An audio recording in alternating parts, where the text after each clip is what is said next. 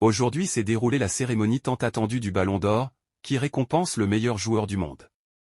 En parallèle, le trophée Copa a également été décerné au meilleur joueur de moins de 21 ans. Comme on s'y attendait, c'est notre jeune prodige Lamine Yamal qui a remporté ce précieux trophée. Grâce à cette victoire, Lamine devient le plus jeune joueur de l'histoire à obtenir ce titre. Mais ce n'est pas tout, en remportant le trophée Copa, il continue de marquer l'histoire en étant, à seulement 17 ans, le plus jeune joueur à figurer parmi les 10 meilleurs joueurs du monde, obtenant la 8e place dans le classement général.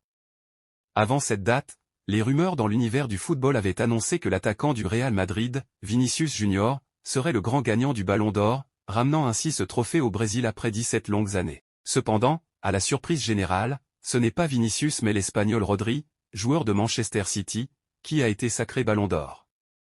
Cette victoire a créé une onde de choc et a divisé les opinions dans le monde du football, avec de nombreux fans clamant que Vinicius Junior méritait davantage cette récompense.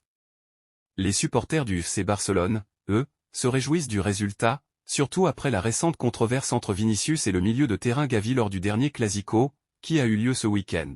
Pour ceux qui ne suivent pas le Clasico, un incident notable a eu lieu entre les deux joueurs, qui sont connus pour leurs confrontations fréquentes sur le terrain. Pendant le match, Gavi a provoqué Vinicius en lui montrant 4 doigts, pour rappeler les 4 buts inscrits par le Barça ce jour-là.